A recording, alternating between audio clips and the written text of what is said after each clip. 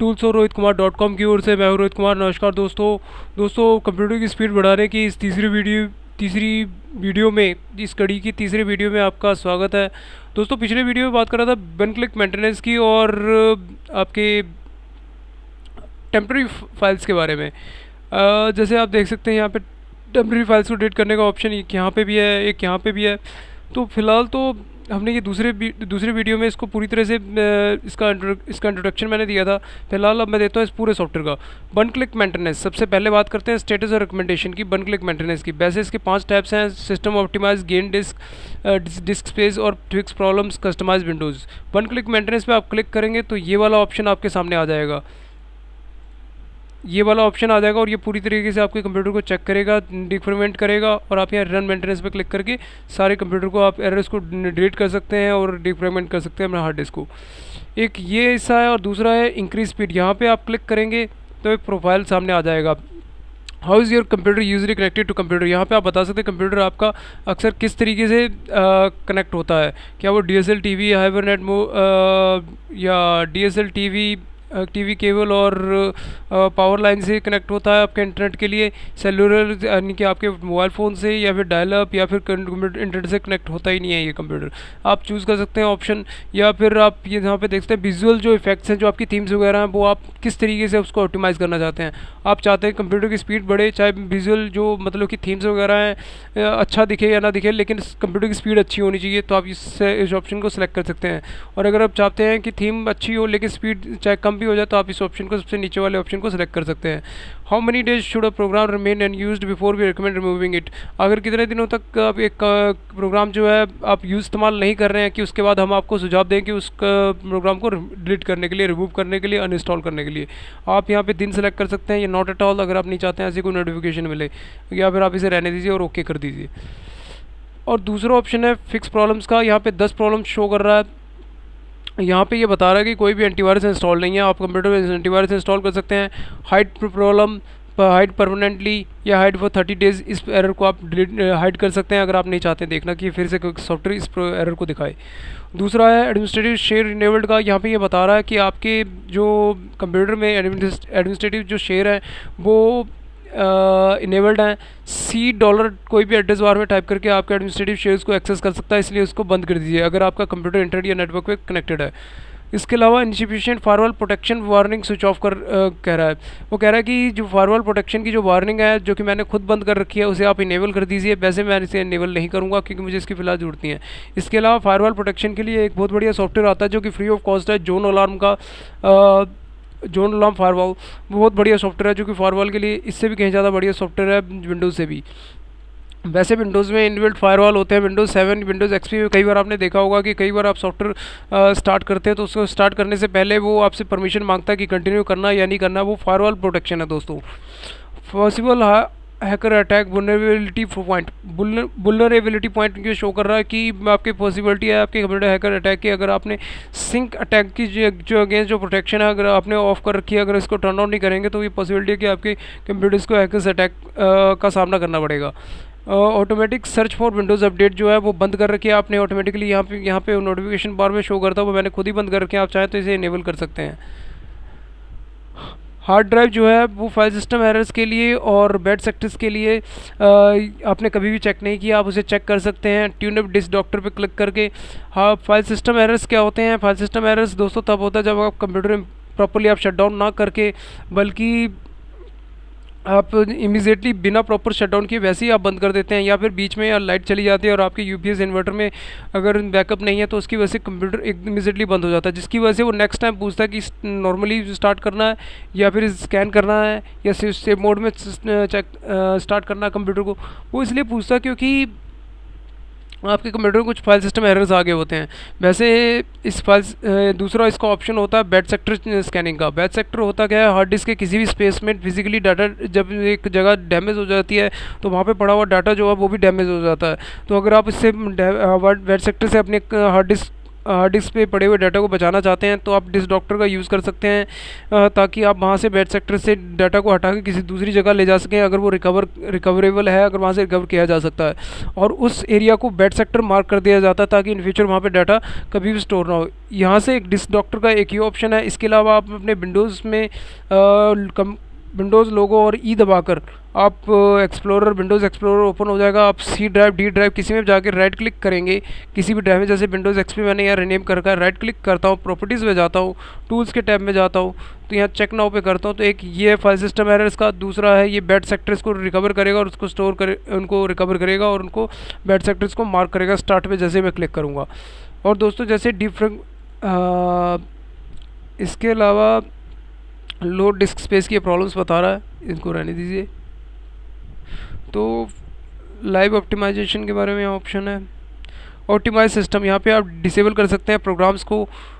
Disable अगर आप करना चाहते हैं, यहाँ से क्लिक करके आप राइट क्लिक करेंगे तो जैसे ये इनेबल्ड पड़ा है आप इसे डिसेबल कर सकते हैं, या डिसेबल्ड है राइट क्लिक करके इसे इनेबल कर सकते हैं। लेकिन ध्यान रहे यहाँ पर बारीकी से आपको यहाँ पे सॉफ्टवेयर को पढ़ना है। जैसे मैंने यहाँ पे फायरफॉक्स, ओपेरा, ट्यूनेबिलिटी तो नहीं किया है, लेकिन फायरफॉक्स और ओपेरा को मैंने डिसेबल कर रखा है क्योंकि मुझे इसकी इतनी कोई खास ज़रूरत है नहीं फ़िलहाल। और दूसरा इसके अलावा अगर आप डिसेबल करना चाहते हैं तो एक ऑप्शन ये भी होता है, रन में जाइए, MS कॉन्फ़िग लिखिए, MS कॉन्फ़िग वो नीचे आ गया हिस्ट्री में मैंने पहले से यूज़ कर रखा है। इसमें भी बहुत सारे टैब्स हैं।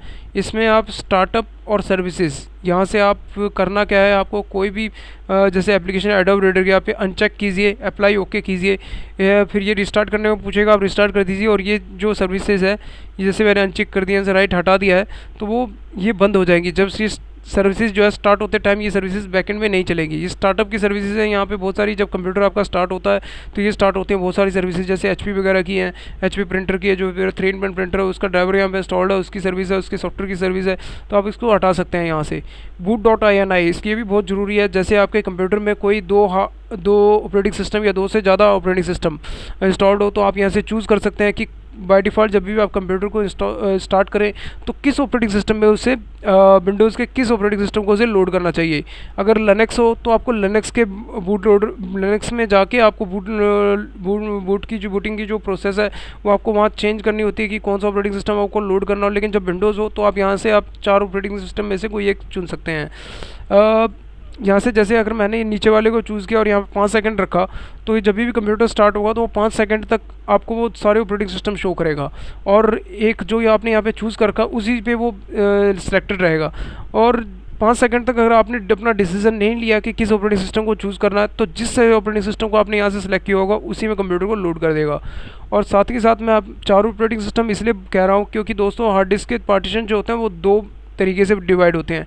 एक तरीका होता है प्राइमरी, दूसरा होता है आपका एक्सटेंडेड। प्राइमरी जो होता है वो सिर्फ 4 पार्टीशन होते हैं, उन 4 पार्टीशन में सिर्फ 4 ऑपरेटिंग सिस्टम इंस्टॉल हो सकते हैं। वो चाहे 4 विंडोज़ हो या 2 विंडोज़ और 2 लिनक्स हो या 3 विंडोज़ या 1 लिनक्स हो, आप इस तरीके से इंस्टॉल कर सकते हैं। और दूसरा होता है एक्सटेंडेड, जिसमें बनते हैं आपके लॉजिकल ड्राइव्स। लॉजिकल ड्राइव्स कितने भी बनाए जा सकते हैं। फ़िलहाल मैं आपको दिखा दूं, जैसे सी ड्राइव विंडोज़ XP आई तो ये प्राइमरी पार्टीशन का हिस्सा है।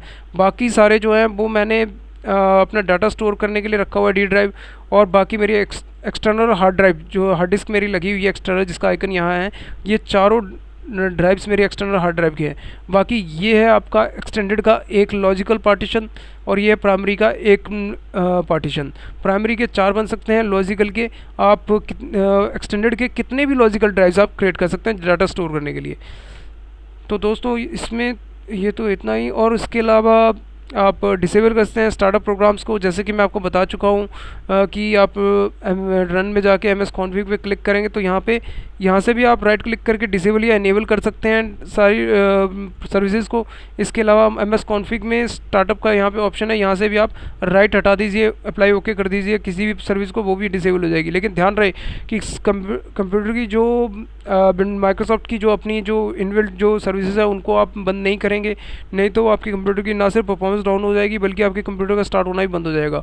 कॉन्फ़िगर टर्बो मोड, यहाँ पे आप क्लिक करके आप अपने कंप्यूटर को मेंटेनेंस और कब मेंटेन करना है, कब ऑटोमेटिकली इस सॉफ्टवेयर को अपडेट करना है, इस तरह की सर्विस को आप कॉन्फ़िगर कर सकते हैं। क्लीन रजिस्ट्री पे आप क्लिक करेंगे तो यहाँ पे रजिस्ट्री में पड़े हुए सारी वो प्रॉब्लम्स हैं उनको स्कैन करेगा और साथ में उनको फिर क्लीन करने का आपको ऑप्शन देगा। मेरी फ़िलहाल रजिस्ट्री में जहाँ तक मेरा अंदाज़ा है कि यहाँ पे कोई भी प्रॉब्लम नहीं है, लेकिन फ़िलहाल ये शो कर रहा है हिस्ट्री में कुछ प्रॉब्लम शो कर रहा है। अभी यहाँ पे नीचे आएगा, यहाँ पे क्लीन का एक ऑप्शन भी देगा। अभी फिलहाल इसे कंप्लीट होने देते हैं। जैसे ही ये कंप्लीट हो जाएगा तो यहाँ पे ये सारे एरर्स की एक लिस्ट दिखाएगा और ऊपर यहाँ पे क्लीन नाउ करके कुछ एक ऑप्शन देगा जिस पे आप क्लिक करके इस सारे एरर्स को आप क्लीन कर सकते हैं। फिलहाल ये बंद हो गया, ठीक है। यहाँ पे आ रहा है स्टार्ट क्लीनिंग, यहाँ पे कुछ एरर शो कर रहा है हिस्ट्री लिस्ट में, कंप्यूटर प्रोग्राम्स में, पाथ में। क्लीन रजिस्ट्री स्टार्ट क्लीनिंग करेंगे, नेक्स्ट करेंगे, थोड़ी देर में ये क्लीन कर देगा। फिनिश कीजिए, क्लीन हो गई ऑटोमेटिक है। सारी अपडेट्स सारे सॉफ्टवेयर जो हैं, सारे प्रोग्राम्स जो हैं इसके सॉफ्टवेयर के सारे ऑटोमेटिक हैं। डिफ्रैगमेंट रजिस्ट्री ये करता क्या है कि कोई भी रजिस्ट्री का पार्ट जो कि फ्रैगमेंट हो गया उसे डिफ्रैग करेगा, कॉम्पैक्ट करेगा ताकि इस रजिस्ट्री की स्पीड बढ़ाई जा सके।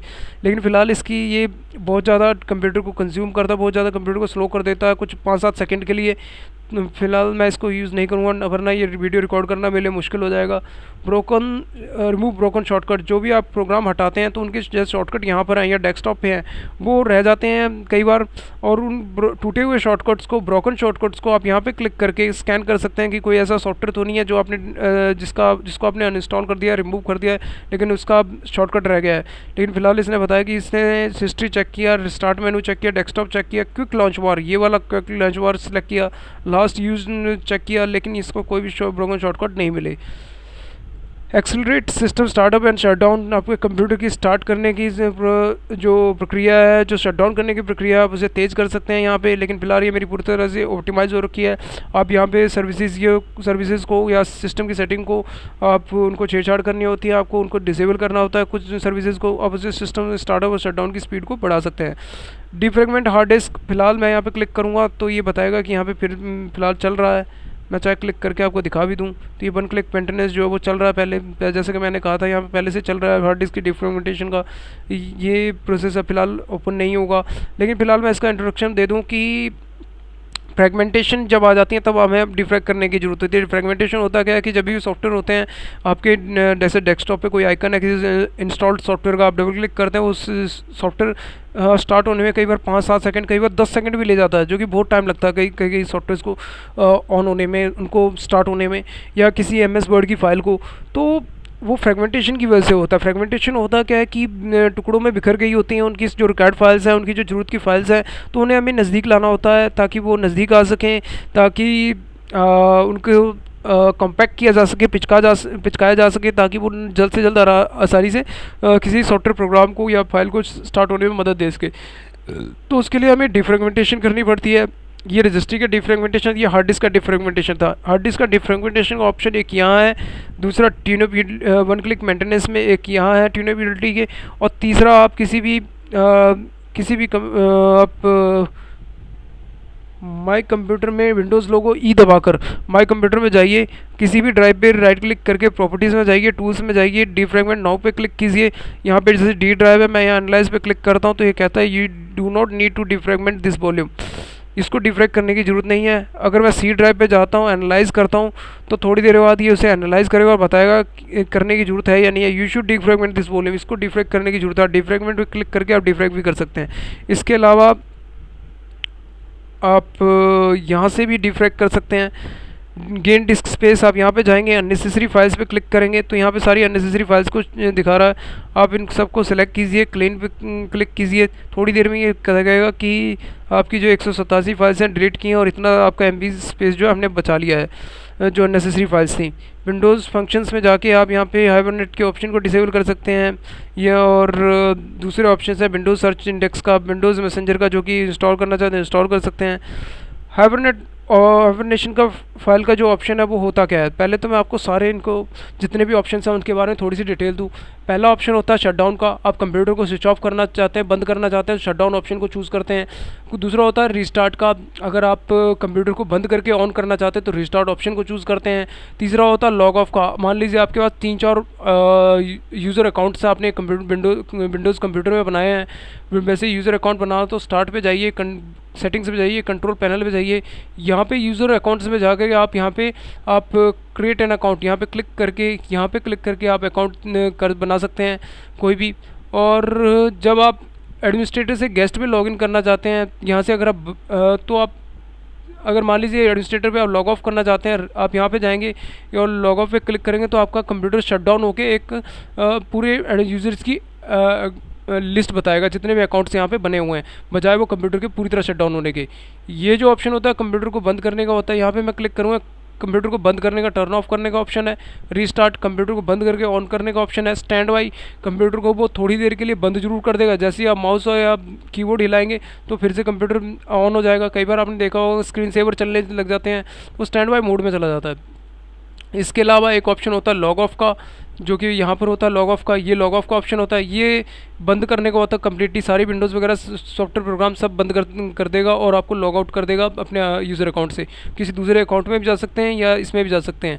इसका मोस्टली तब यूज़ किया जाता है जब आपके पास कोई ऐसा सॉफ्टवेयर है जो कि आपके ढंग से काम नहीं कर रहा है और आप नहीं चाहते कंप्यूटर को पूरी तरह शट डाउन करना, तो आप लॉग ऑफ का यूज़ इस्तेमाल कर सकते हैं। दूसरा है स्विच यूज़र का। मान लीजिए आपके पास एडमिनिस्ट्रेटर और गेस्ट दो यूज़र्स हैं, आप चाहते हैं कि एडमिनिस्ट्रेटर के अकाउंट में मैं फ़िलहाल हूँ और मैं नहीं चाहता कि सारी विंडोज़ जितनी भी खुली हैं वो बंद हो, तो इन सारी विंडोज़ को बंद ना करके मैं क्या और दूसरे गेस्ट अकाउंट में जाना चाहता हूँ, तो बिना इनको बंद किए तो मैं चूज़ करूँगा लॉग ऑफ पे जाऊँगा, स्विच यूज़र पे क्लिक करूँगा, तो ये क्या करेगा कि इसके सारे सेटिंग्स को सारे को वैसे वैसा सेव करेगा आपके हार्ड डिस्क में और आपके सामने दो ऑप्शन देगा, एडमिनिस्ट्रेटर या गेस्ट। आप गेस्ट पे क्लिक करेंगे, गेस्ट पे लॉगिन हो जाएंगे, आपका लॉगिन हो जाएगा।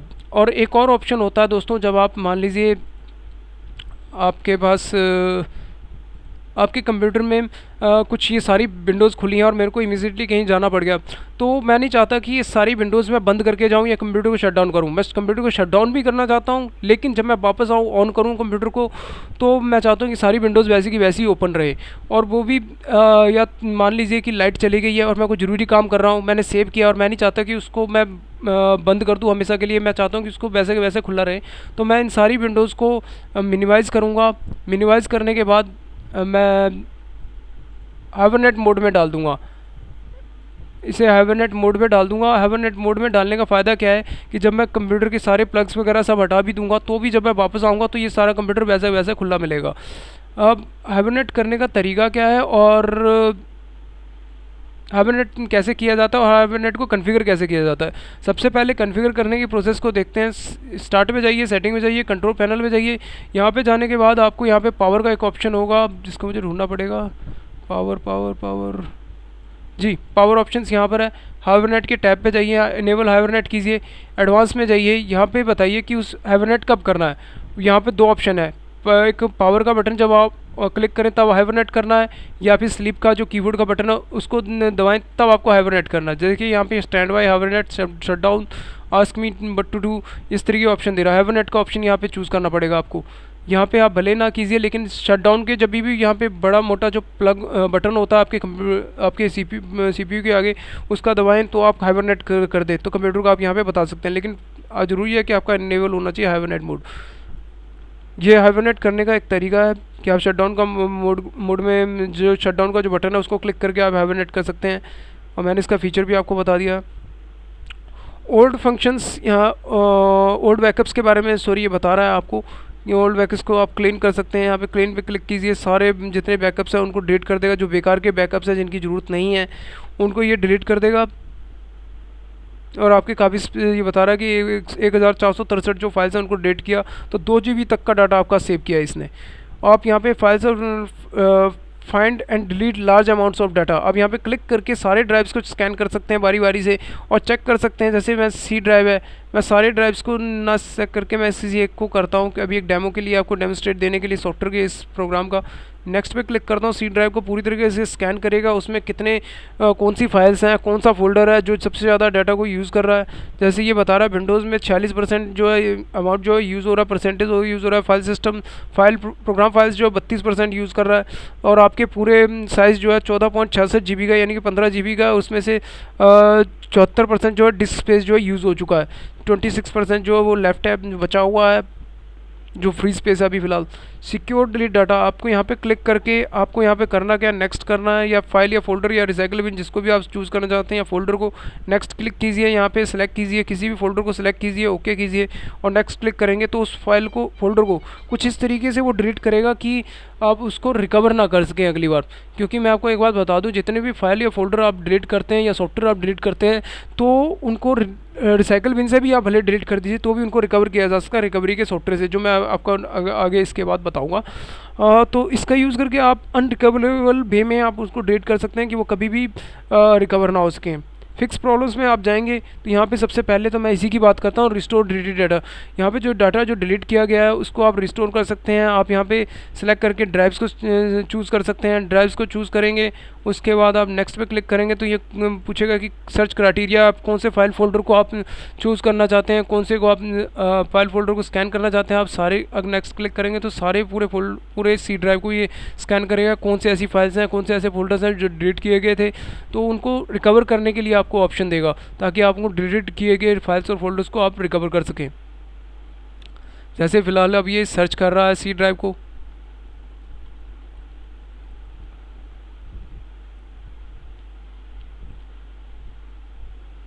ये काफ़ी टाइम लेगा, फिलहाल मैं इसको यहीं पे छोड़ता हूँ। दूसरा है कॉमन फिक्स प्रॉब्लम्स, आप कॉमन प्रॉब्लम्स हैं यहाँ पे सेलेक्ट कीजिए, इन सारी प्रॉब्लम्स को नेक्स्ट पे क्लिक कीजिए। आपके पूरे सिस्टम की जितनी फाइल्स या टास्क बार या डेस्कटॉप उन सब की प्रॉब्लम्स होंगी तो उनको रिजॉल्व कर देगा। Hard disk check, sorry tune up disk doctor, जिसका आप यूज़ करिए सी ड्राइव या डी ड्राइव जिसको मैं सेलेक्ट करना चाहते हैं। नेक्स्ट पे क्लिक कीजिए। एक ऑप्शन होता है थ्रू स्कैन, नॉर्मल स्कैन में तो सिर्फ फाइल सिस्टम को चेक करेगा, दूसरे थ्रू स्कैन में ये फाइल सिस्टम और जो बैच सेक्टर उनको भी चेक करेगा। वैसे एक ऑप्शन यहाँ पे और एक आपके विंडोज़ में भी होता है। आप राइट सी ड्राइव में जाइए, प्रॉपर्टीज़ में जाइए, टूल्स में जाइए, यहाँ पे एरर चेकिंग, यहाँ पे चेक नाउ पे क्लिक करेंगे तो यहाँ पे फाइल सिस्टम को चेक करेगा कि आपके कंप्यूटर प्रॉपर्ली शटडाउन नहीं हुआ था या आपकी यूपीएस या इन्वर्टर में बैकअप नया होने की वजह से, लाइट जाने की वजह से आपका कंप्यूटर बंद हो गया था। तो कई बार आपने देखा होगा कि स्टार्ट विंडो नॉर्मली कुछ करके आपको ऑप्शन आता है, वो इसलिए आता है कि फाइल सिस्टम एरर्स की वजह से आता है। तो आप यहाँ पे उन एरर्स को स्कैन भी कर सकते हैं। इसके अलावा आप बैच सेक्टर को चेक कर सकते हैं, उनको स्कैन करके वहाँ से डाटा को रिकवर कर सकते हैं। बैच सेक्टर होता क्या है? बैच सेक्टर होता ये है कि जब भी आपके कोई हार्ड ड्राइव है, हार्ड ड्राइव का कुछ हिस्सा जो फिजिकली डैमेज हो जाता है, जो वहाँ पे स्टोर डाटा वो भी डैमेज हो जाता है, तो आपको करना क्या होता है कि आपको बैच यहाँ से चेक डिस्क का आप यूज़ कर सकते हैं एक यहाँ पे यहाँ से, और वो बैच सेक्टर को चेक करेगा, उसको मार्क करेगा और वहाँ से जो डाटा है उसको उठा के किसी दूसरी जगह मूव कर देगा और उसको बैच सेक्टर मार्क करने की वजह से वहाँ पे इन फ्यूचर डाटा स्टोर नहीं होने देगा। एक ऑप्शन यहाँ है और दूसरा ऑप्शन मैं आपको जैसे बता चुका हूँ ट्यूनेबिलिटी का, यहाँ पर है। इसको खोलते ही आपको ये थ्रू स्कैन दूसरा वाला ऑप्शन है, यहाँ पे नेक्स्ट क्लिक करेंगे तो पूरे हार्ड ड्राइव को चेक करेगा। अब ये कह रहा है कि सिस्टम को रिस्टार्ट करने की ज़रूरत है ताकि रिस्टार्ट करके वो कंप्यूटर को स्कैन कर सके, आपके चेक डिस्क कर सके आपके बैच सेक्टर्स के लिए, फाइल सिस्टम एरर्स के लिए। अगर मैं शेड्यूल कर दूं perform analysis the next time you start Windows, जब अगली बार आप विंडोज़ को स्टार्ट करें तब आप परफॉर्म करें, तो मैं दूसरे वाले ऑप्शन को सिलेक्ट करता हूं। अगर पहले वाले को करता हूं तो ये अभी रिस्टार्ट कर देगा और ये वीडियो जो अभी मैं रिकॉर्ड कर रहा हूँ ये वीडियो रिकॉर्ड नहीं होगी, और यहाँ पे फिनिश कर दे। तो ये शेड्यूल कर दिया है, इसने शेड्यूल कर दिया है। और इसके अलावा आप रन में जाके CMD टाइप करेंगे तो डोज मोड ओपन हो जाएगा, CHKDSK /? एंटर मारेंगे तो यहाँ पे ऑप्शंस आ जाएंगे आपके इस चेक डिस्क। एक कमांड लाइन के तरीके से आप यहाँ से भी आप अपने चेक डिस्क कर सकते हैं, लेकिन सबसे बढ़िया तरीका होता है आप ट्यूनेबिलिटी का ये वाला ऑप्शन, और दूसरा माई कंप्यूटर के किसी भी ड्राइव पर राइट क्लिक करके प्रॉपर्टीज़ में जाके टूल्स में यहाँ पे एक ये वाला ऑप्शन, और दूसरा शो सिस्टम इन्फॉर्मेशन, यहाँ पे क्लिक करेंगे तो आपके कंप्यूटर में रैम कितनी है, मेमोरी, रैम, CPU और operating system, version, video card, इसके अलावा graphic card, monitor, mouse, keyboard, उनकी सारी एक पूरी प्रॉपर डिटेल्स देगा। विंडोज़ के बारे में डिटेल देगा, display, memory card, performance, system drives, communication, input output, आपके हेडफोन्स वगैरह कौन सा कनेक्टेड है उसके बारे में इन्फॉर्मेशन देगा। अभी मैं जो वीडियो यूज़ कर रहा हूँ, वो वीडियो जो डेवलप कर रहा हूँ मैं अभी माइक्रोफोन का यूज़ कर रहा हूँ, इस तरीके के हेडफोन है उसका यूज़ कर रहा हूँ मैं। आपके ड्राइव्स वगैरह की डिटेल देगा, किस ड्राइव में कितना डाटा स्टोर्ड है, कितना वो यूज़ हो चुका है, कितना खाली है, उसके बारे में इन्फॉर्मेशन देगा। Display and close running processes, यहाँ पे आप क्लिक करेंगे, इसका अपना एनुअल टास्क मैनेजर की तरह एक खुल जाता है ट्यूनिब प्रोसेस मैनेजर। राइट क्लिक करके आप यहाँ टर्मिनेट कर सकते हैं, या फिर आप किसी भी प्रोसेस को जो आपकी फालतू की प्रोसेस है, जैसे फायरफॉक्स, ओपेरा को, या फिर स्क्रीन रिकॉर्डर, स्क्रीन VCR जैसे मैं अभी रिकॉर्ड कर रहा हूँ, इस पर क्लिक करके अगर मैं यहाँ से करूँगा तो ये वीडियो रिकॉर्डिंग जो है बंद हो जाएगी, क्योंकि सॉफ्टवेयर को ही बंद कर देगा। एक तरीका ये है। दूसरा, खाली जगह पे टास्क मैनेजर राइट क्लिक करेंगे, टास्क मैनेजर पे क्लिक करेंगे और प्रोसेस के टैब पे क्लिक करेंगे तो एक ये भी है, एक यहाँ से भी ऑप्शन है। इसके अलावा कंट्रोल Alt और डिलीट का भी एक ऑप्शन है जिसका आप यूज़ कर सकते हैं टास्क मैनेजर को खोलने का। विंडोज़, कस्टमाइज विंडोज़, यहाँ पे आप अपीयरेंस, थीम वगैरह आप चेंज कर सकते हैं। बूट स्क्रीन पे आप क्लिक करेंगे तो आप बूट स्क्रीन की जो इमेज जो लोड होने की, जैसे विंडोज़ यहाँ इस XP इस तरीके से लोड होती है, लेकिन मैंने अभी कस्टमाइज़ कर रखी है, मैं कुछ इस तरीके से विंडोज़ XP को लोड करता हूँ। मैंने अपनी पिक्चर लगा रखी है यहाँ पे, और नीचे यहाँ पे लोड होगी विंडोज़ XP तो मेरी पिक्चर यहाँ पे शो करता है हमेशा। एक तरीका ये है अब इसको यूज़ करने का। दूसरा, इसमें स्टार्ट मेनू में जाएंगे, आप यहाँ पे क्लिक करेंगे तो आप यहाँ पे टाइम सेट कर सकते हैं कि जब आप स्टार्ट पे क्लिक करें, प्रोग्राम्स पे क्लिक करें, तो ये जो प्रोग्राम मेरे सब मेनू खुल रहे हैं एक के बाद एक, तो आप इनको कितनी तेज़ी से आप करना चाहते हैं। अगर आप लॉन्ग डिले कर देंगे, अप्लाई कर देंगे, तो अभी आप देखेंगे काफ़ी टाइम लेगा ये ओपन होने में। ये देखिए, प्रोग्राम एक्सेसरीज़ पे क्लिक करता हूँ तो उसके कम्युनिकेशन और ये सब खुलने में कितना टाइम ले रहा है देखिए। और अगर मैं इसे मिनिमाइज़ कर देता हूँ, अप्लाई कर देता हूँ, तो अब आप देखिए कितनी तेज़ी से ये खोलेगा। पलक झपकते ये सारे सब मेनूज़ खुल रहे हैं। तो इस तरीके से आप यहाँ पे सारी सेटिंग्स है उसके साथ छेड़छाड़ कर सकते हैं, और उनके सब कैटेगरीज़ हैं उनके साथ भी आप छेड़छाड़ करके अपने कंप्यूटर की स्पीड को बढ़ा सकते हैं। तो दोस्तों, ट्यूनअप यूटिलिटी के बारे में मैंने पूरी डिटेल्स आपको दी हैं। इसके अलावा आप हेल्प एंड सपोर्ट सेंटर में जाएंगे तो यहाँ पे अबाउट पे क्लिक करेंगे तो आपको बताएगा कि कौन सा वर्जन है, कौन से ईयर पे ये सॉफ्टवेयर डाउनलोड किया गया था या परचेज़ किया गया था। एक्टिवेट करना चाहते हैं, एक्टिवेट पे प्रोडक्ट पे क्लिक करेंगे तो यहाँ पे फुल नेम, ऑर्गेनाइजेशन, प्रोडक्ट की आप डाल के एक्टिवेट कर सकते हैं। अगर आपने खरीदा है सॉफ्टवेयर, नहीं खरीदा तो आप बॉय प्रोडक्ट पर क्लिक करके परचेज़ भी कर सकते हैं। ट्यूनअप यूटिलिटी कुछ हेल्प चाहते हैं, यहाँ पे क्लिक करेंगे तो ट्यूनअप यूटिलिटी की पूरी एक गाइड आपको पढ़ने को मिलेगी, जिसको पढ़ के आप इसके सारे फीचर्स को भी सीख सकते हैं यहाँ पे किस तरीके से उनको यूज़ करना है। वैसे मेरी इस वीडियो में काफ़ी कुछ चीज़ें मैंने एक्सप्लेन की है। तो ट्यूनअप यूटिलिटी के इस वीडियो में और कंप्यूटर स्पीड बढ़ाने के इस वीडियो में इतना ही।